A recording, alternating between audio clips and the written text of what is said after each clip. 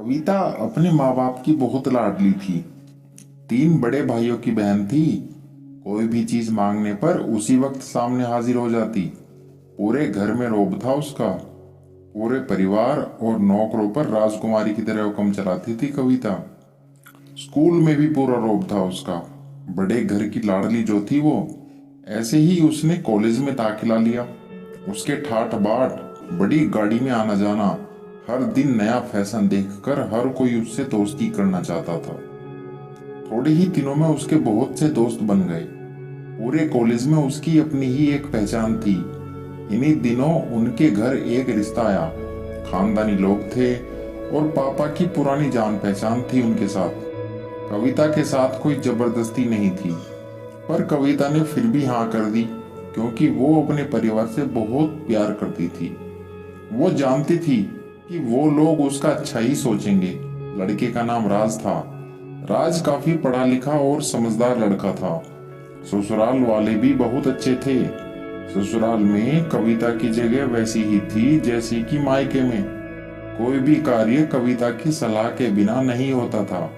सबकी लाडली बहू बन गई थी वो। फिर उसके घर एक बेटे का जन्म हुआ। राहुल कविता को जान से प्यारा था। पोता पाकर ससुराल वाले तो फूले नहीं समाते थे। कविता कभी कभी सोचती कि उसकी किस्मत कितनी अच्छी है। उसका हर अपना उसे कितना प्यार करता है। चाहे जीवन में कैसा भी समय आए, मेरे अपने हमेशा मेरे साथ हैं। मैं कभी अकेली नहीं हो सकती। कितनी खुशकिस्मत हूं मैं। पर शायद कविता की खुशियों को उसकी अपनी ही नजर लग गई थी। एक दिन वो मायके जाने की जिद कर बैठी। राज को बहुत काम था, लेकिन वो फिर भी उसे ले गया। रास्ते में उनकी गाड़ी एक अन्य गाड़ी से टकरा गई। कविता, राज और राहुल बहुत बुरी तरह से जख्मी हो गए। काफी दिनों के इलाज के बाद राज और राहुल तो ठीक हो गए, लेकिन कविता पूरी तरह ठीक ना हो सकी। सर पर चोट लगने के कारण वो अपनी आंखों की रोशनी खो बैठी। अब कविता की किस्मत जैसे उल्टे पांव चलने लगी। मायके वाले कुछ दिनों तक उसे मिलने आते रहे, फिर कभी कभार फोन ही करके पूछ लेते कि अब कैसी हो। धीरे धीरे ये सिलसिला भी कम हो गया। ससुराल वालों की सहानुभूति भी कम होने लगी। घर में किसी के पास बैठने के लिए कहती तो जवाब मिलता, बहुत काम है, अब तुम भी हाथ नहीं बटा सकती। राज भी चिड़चिड़ा हो गया था। बस राहुल ही था उसके पास, जिसके साथ हंसते खेलते उसका वक्त गुजरता। एक दिन कविता के हाथ से कुछ सामान गिर गया, जिसकी वजह से राहुल को हल्की सी चोट लग गई। कविता के सास ससुर ने राहुल को उससे अलग कर दिया कि कहीं उसके ना देखने की वजह से बच्चे का कोई नुकसान ना हो जाए। कविता अंदर से टूट चुकी थी। एक दिन उसने सबके सामने मायके जाने की इच्छा रखी, तो राज उसे तुरंत मायके छोड़ आया, जैसे कि वो भी यही चाहता था। लेकिन राहुल को उसके साथ नहीं भेजा गया।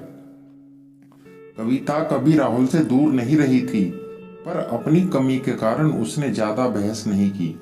कविता को लगा कि वो 3-4 दिन वहां रहेगी तो थोड़ा हवा पानी बदल जाएगा, क्योंकि वो कितने दिनों से कहीं भी बाहर नहीं गई थी। घर वाले भी इतने दिनों के बाद उसे देखकर कितने खुश होंगे। कविता के घर पहुंचने पर सब लोग बहुत खुश हुए। खाने में सब कुछ कविता की पसंद का ही बना था।